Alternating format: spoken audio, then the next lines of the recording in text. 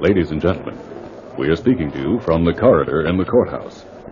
In just a few moments, we'll enter the courtroom for today's case of order in the court.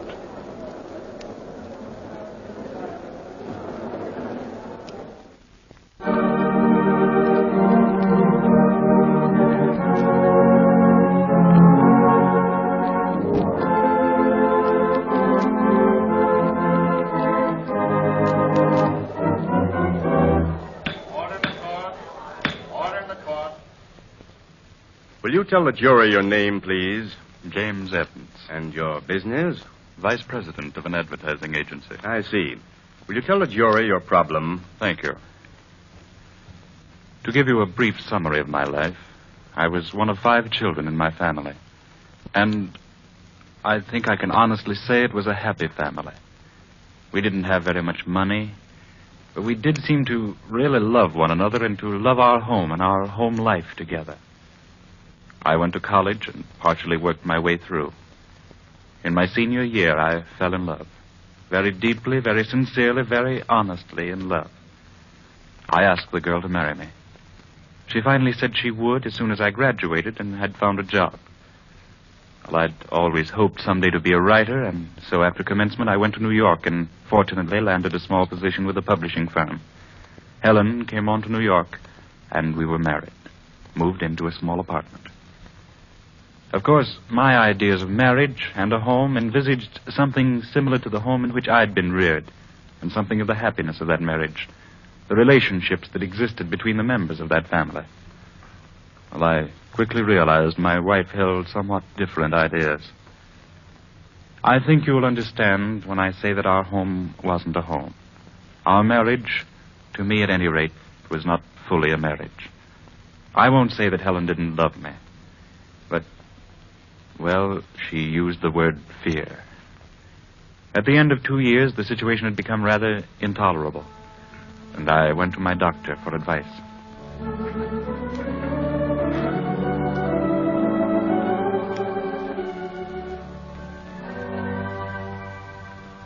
All right, Doctor, but why does she say she's afraid? My boy, that is one of the greatest hoaxes that women have ever inflicted. Do you think I haven't seen hundreds of children brought into the world? Brought hundreds into the world myself? Do you think I haven't seen on hundreds of women's faces and in their eyes that expression, that look that speaks only one emotion, pride? Pride of fulfillment. You've seen it in a man's face, I expect, when he's accomplished a difficult piece of work, when he's suffered and sweated and fought the opposition of men and nature, agonized and been tortured and then finally won. Well, you may be right, Doctor. But after all, women do die sometimes. Jim, in all my years as a doctor, I've seen only one woman go like that. And, well, she knew she was going. And her last words were to me. She turned to me and said, "It doesn't matter about me, but don't let my baby die." Lord. At least that woman had accomplished something in her life. She'd had the happiness of fulfillment. You might be interested to know, Jim, that child was my son. He lived, yes, for 19 years. He was killed in a so-called civilized battle in France. So, Jim, you see, there's absolutely no reason for you and your wife not to fulfill your lives. Persuade her that her fears are groundless. This coldness you spoke of, it'll disappear, I think. Children give women new directions. Natural directions. The right directions. Well, of course, that's what I believe, Doctor. That's what I expected. That's what I wanted. I know that my mother was never afraid. I know that my mother loved my father. It was a beautiful love. I'm sure it was. And when Helen... Well, Doctor, it's 2 people living 2 distinct, separate lives. I know. You are the only person who's discovered that marriage and what we term romance are not, as we're too often led to believe, one and the same thing. Did you and your wife ever discuss the rather important subject of children before you were married? No, sir. know. And so few people do. A young man and a young woman devote hours planning for a ceremony, and not a second to the consideration of the responsibilities they're accepting as parents of the world in its millions of years to come. Wasn't that your case? Yes, sir, it was. You probably blushed when someone said, "May all your troubles be little ones." Yes, sir. And so you were married. Then you realized you'd planned all right how your home was to be furnished, but not the more important subject, how it was to be filled. Oh, you're right, Doctor. Well, don't be discouraged, my boy. We're learning. Go home and talk to your wife. Tell her your romance is just beginning. Tell her you've decided that together you're going to have a child.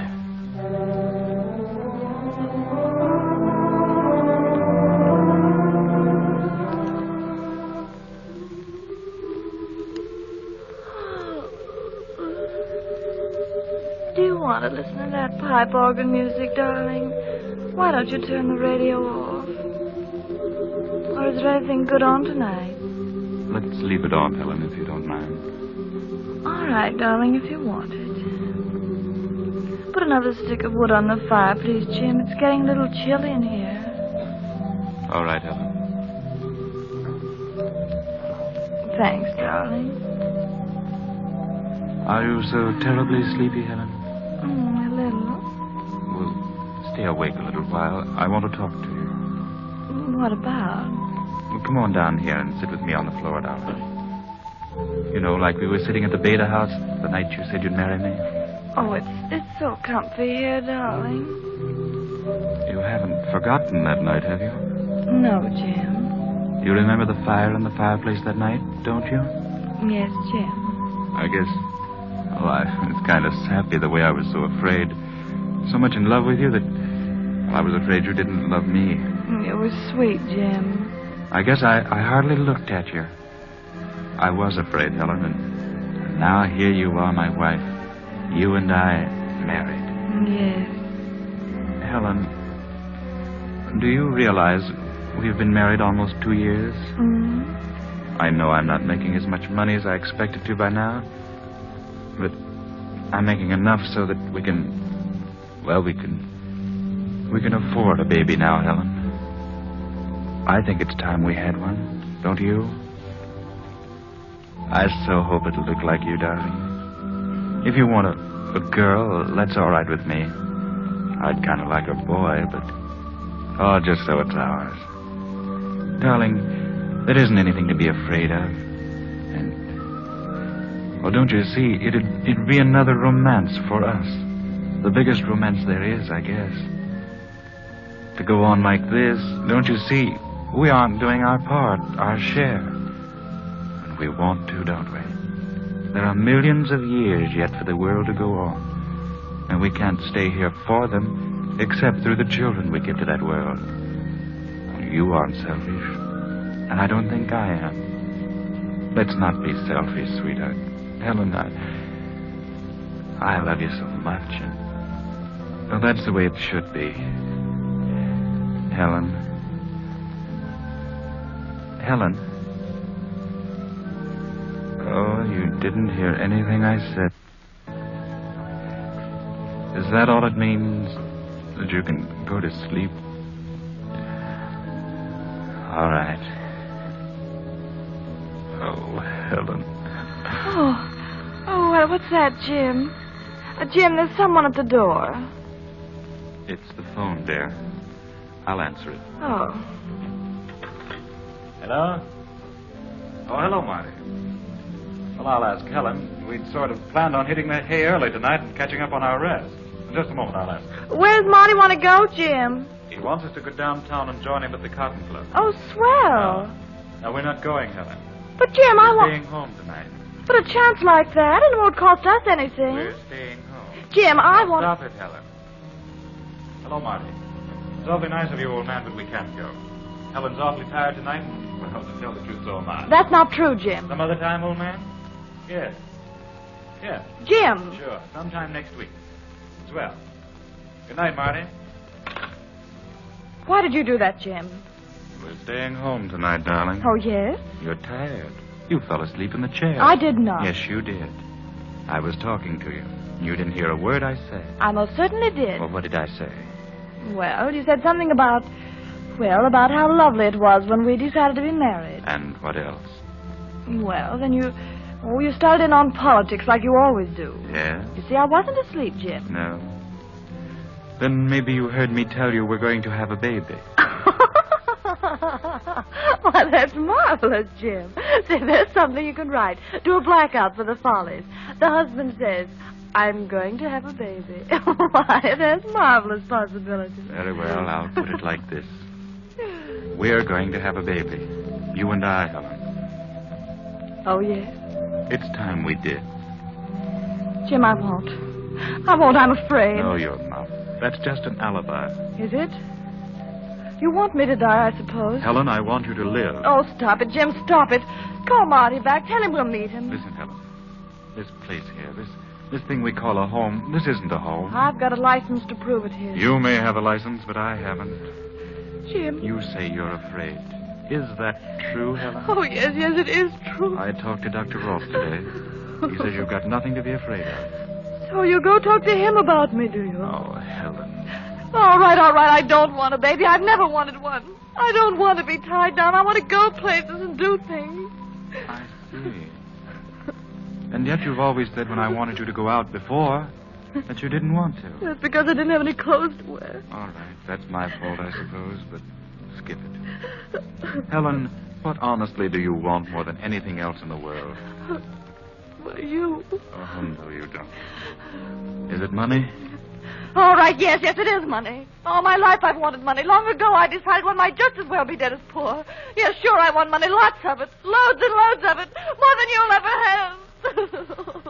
I see. Helen, if that's the answer, if that's the reason, I'll get more money. I'll get more money.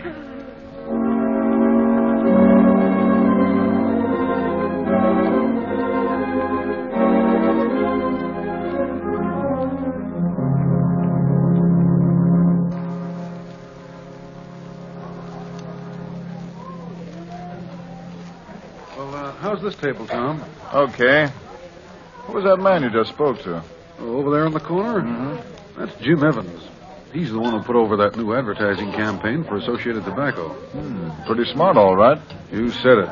Used to be with some publishing house. Then he got into the advertising business about 2 years ago. Since then, he's been going places in a big way. I understand he's to be made a vice president of his firm before long. Well, what are you going to eat? We'd better order, I guess.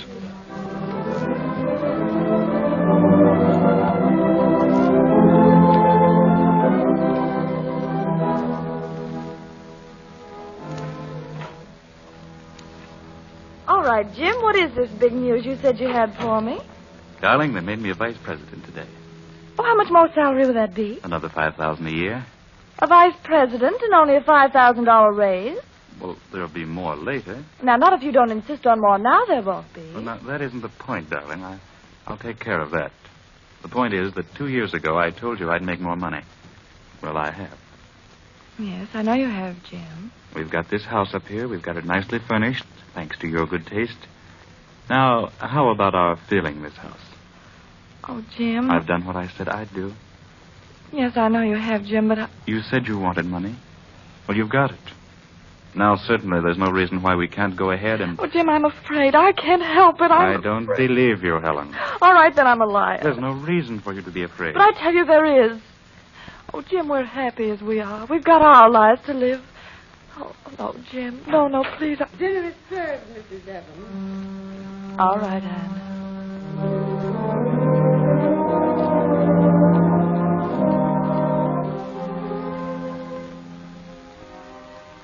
So I've come to you again for advice, Doctor. Well, Jim, I don't want to say anything unkind about your wife, but, well, there are women like that in the world. You still say it isn't fair. Do you honestly think it is? Oh, I don't know what to think. Well, there is often another reason. I won't say that it's your wife's reason, but There is such a thing in the world as selfishness. Oh, no, I can't believe that at heart Helen's selfish, Doctor. All right. Let's accept the fact, then, that it's an honest fear. Well, there are more ways than one to skin a cat. What do you mean? You and your wife could adopt a child. Certainly any fears to be encountered in that process of becoming a parent aren't exactly physical. Why don't you suggest it to her? Well, do you think Helen would... Well, I mean, does a woman ever love an adopted child as much as she would one of her own? Of course they do. Most of the business of parenthood, Jim, goes on after birth, not before. Women should have babies to take care of, whether they're their own or someone's else. Keeps them busy if they take the proper care of them. Chances are that after your wife sees how dependent that child is on her, she'll love him just as much as she would one of her own. Might change her whole outlook. She might even want a dozen more. At any rate, it's worth a trial, isn't it? Yes. Yes, I expect you're right, Doctor. I think it is. Well, if she's agreeable, just let me know, and I'll put you in touch with a place where I'm sure you'll be able to find just what you want.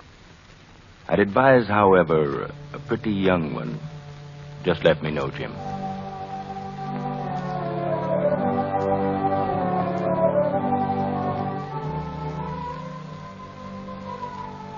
Will you get me Dr. Ross on the phone, please, Miss Martin? The number's Susquehanna 28031. Yes, Mr. Evans. Susquehanna 28031. I'd like to speak to Dr. Ross, please. Just a moment. Mr. Evans calling. Thank you. Hello, Doctor. Jim Evans, yes. I'd like the name and address of that place we were talking about the other day. Right.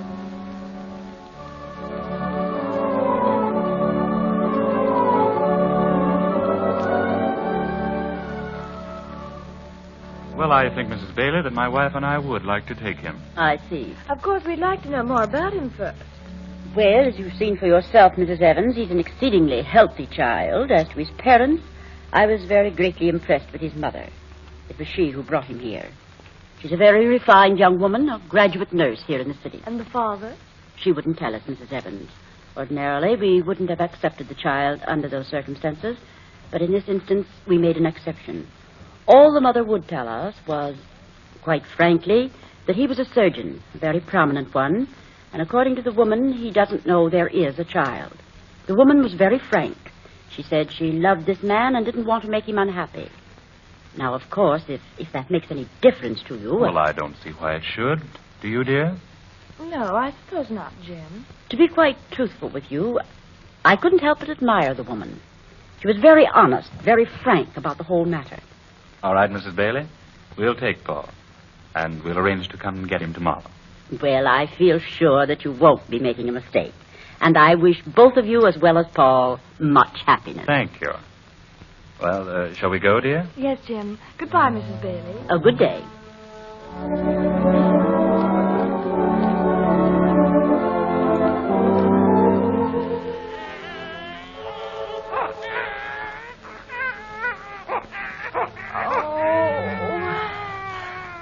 That baby crying again. Jim! Jim, wake up. Yes, dear? Oh, I must have forgotten to set the alarm. Jim, will you get up and give him his bottle this time? Yes, all right, dear. Sure, you go on back to sleep. Thanks. Oh, gee, it certainly will be a relief when he gets older.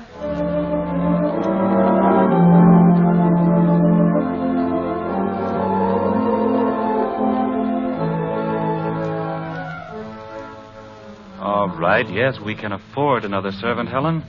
Oh, just now, having lost 2 accounts here lately. But, oh, well, that isn't the point, darling. Why do you want a nurse for him? So that I won't have to stay everlastingly at home. You don't stay everlastingly at home. No? You say you don't like me to leave him with Anna. All right. Get the nurse if you want to. But it seems to me he's getting to the age now when he should be with you more. So he'll know you and love you. Oh, children don't remember anything until they're at least 5 years old, Jim. Yes, they do. I mean, they must. Oh, well, let's not argue about it. A nurse can take much better care of Paul than I can. And after all, I've stayed on pretty close this last year. Missed any number of parties and teas and theaters and things like that. It hasn't hurt you, darling. No, I suppose you don't think so. Oh, Helen, you do love him, don't you? Oh, yes, of course I do, Jim. But I don't want to be tied down to him all the time. It isn't fair to him in the first place. Children shouldn't be tied to their mother's apron string. And how long's it been since you wore an apron? Oh, well, you know what I mean. And I'll tell you something else, darling. You keep on telling me that I'm not a businesswoman, that I don't know anything about business. But I know this much. I know you'd be making more money. You wouldn't be losing accounts if you'd stop thinking of Paul all the time and start thinking more of your work. Oh, that's nonsense. Well, you would. The way you hurry home from the office. Well, you didn't used to do that. It isn't Paul that's making the difference. No. I suppose it's me. No, I didn't say that either. Oh, Helen, let's not quarrel. I told you to go ahead and get a nurse. Now, let's say no more about it. That's perfectly agreeable to me, darling.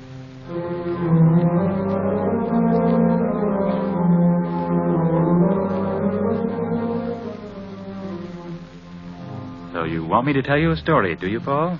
Please, Daddy. Well, come on up here on my lap. What a big boy you're getting to be. Have to do something about that. There we are. Now, what kind of a story would you like? Any kind? All right, let's see. Once upon a time, there was a little... Nurse has your supper ready for you, Paul. Come along. Well, Daddy's going to tell me a story. No, now, some other time he can tell you a story. Come along. Yes, I guess you'll have to run along, Sonny. But I'm not hungry. You eat everything that's on your plate, you understand? Oh, dear, that boy. Where have you been all day? With Margaret. We were playing bridge out at the club. I see. Say, Margaret was telling me about a perfectly wonderful school today, Jim. Oh? It's one of those kindergarten things, you know. What would you think of sending Paul there, Jim? Oh, he isn't ready to go to school yet. All he needs now is to play and keep strong and healthy. Oh, but they take marvelous care of the children at this school, Margaret says. And they make learning a sort of a game. And the tuition is really awfully cheap. It's up near Waterbury somewhere. Up near... You mean a boarding school? Yes, of course, darling. It'd be a wonderful thing for him. Give him other children to play with and make him, you know, self-reliant. We could drive up weekends to see him. Oh, no, Helen. Now, Paul go to school when it's time to go to school, and he'll go somewhere near here. We're not shifting our responsibility onto someone else. No? No. All right, Jim. You love responsibility, don't you? I love Paul. I wish you did. How do you think I ever could? He isn't mine, he isn't yours. I'm going up to my room.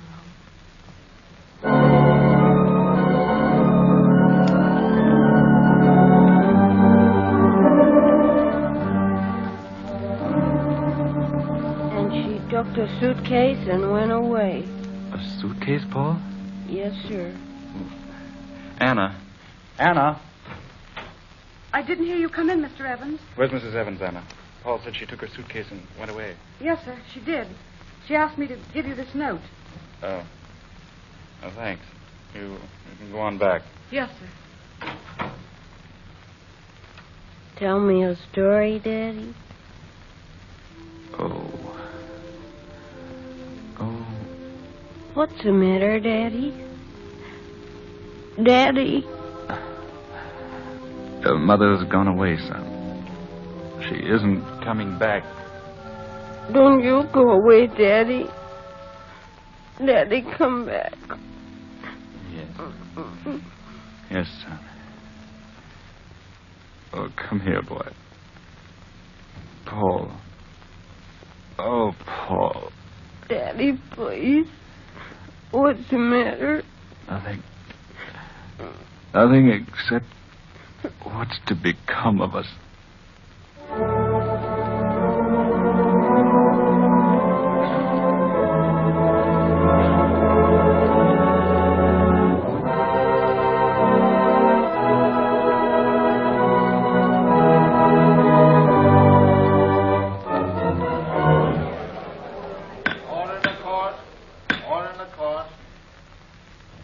There's my problem, Your Honor. Helen left me. That was 3 weeks ago. You've heard from her since? Yes, I saw her in her lawyer's office. She wants a divorce. And you? What difference does it make? That isn't important. My problem's Paul. Helen says she'll never come back, that she never loved me, and that she'd never love Paul. All right. What am I going to do with him? Would it be fair to keep him?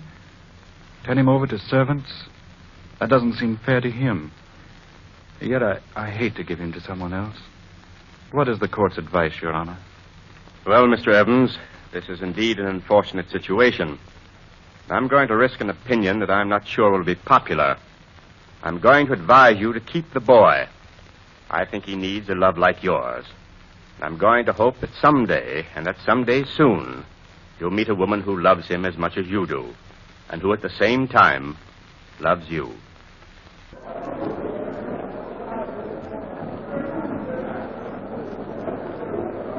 We are once again talking to you from the corridor as the courtroom is emptying.